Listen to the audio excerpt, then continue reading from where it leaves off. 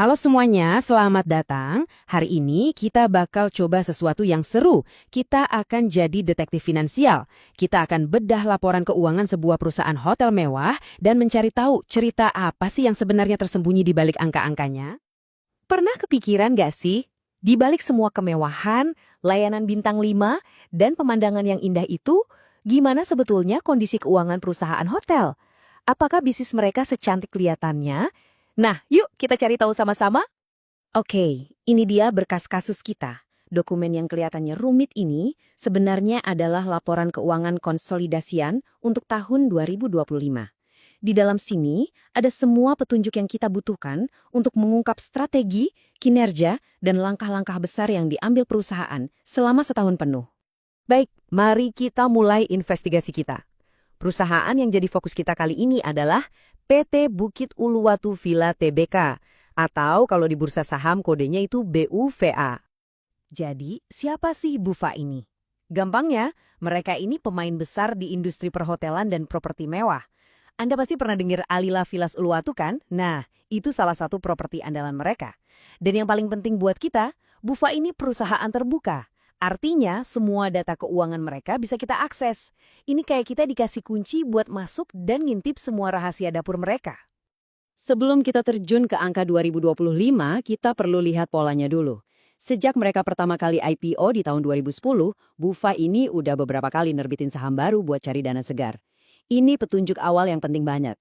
Mereka ini nggak ragu buat minta modal tambahan dari investor untuk tumbuh.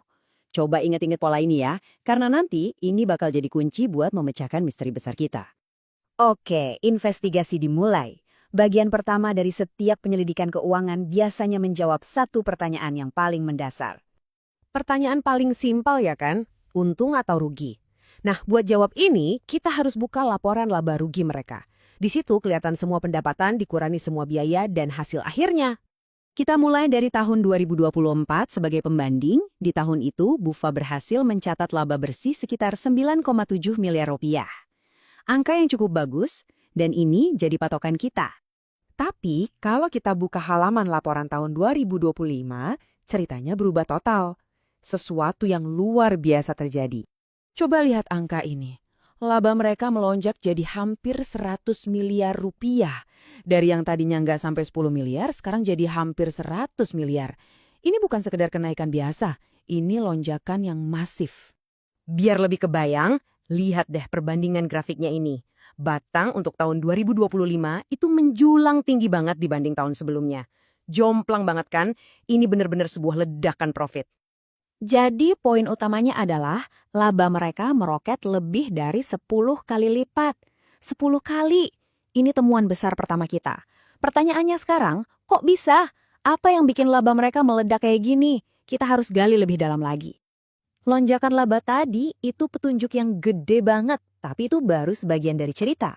Untuk tahu gambaran lengkapnya, kita perlu periksa TKP berikutnya, laporan posisi keuangan, atau yang biasa kita sebut neraca. Gampangnya gini nih, neraca itu kayak hasil financial check-up. Di satu sisi ada aset, yaitu semua yang mereka punya.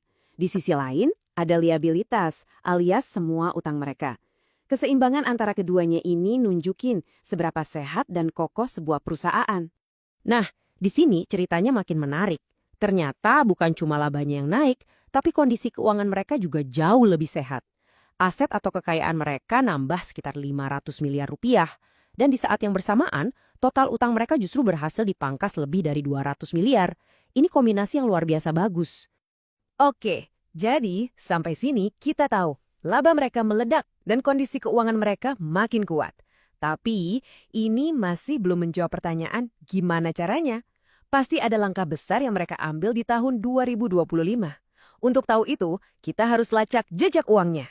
Sekarang kita masuk ke bagian paling penting dari investigasi kita, laporan arus kas. Disinilah biasanya semua pergerakan strategis perusahaan terungkap. Di sini kita akan follow the money. Kalau laporan laba rugi bisa nunjukin laba di atas kertas, laporan arus kas ini jauh lebih jujur. Laporan ini nunjukin pergerakan uang tunai yang sesungguhnya. Duit beneran masuk dari mana dan dipakai buat apa aja. Disinilah kita bisa nemuin transaksi terbesar mereka. Dan, boom! Ini dia, petunjuk utamanya. Ada pengeluaran kas super besar, lebih dari setengah triliun rupiah untuk pembelian entitas anak. Bahasa sederhananya, mereka mengakuisisi atau membeli perusahaan lain.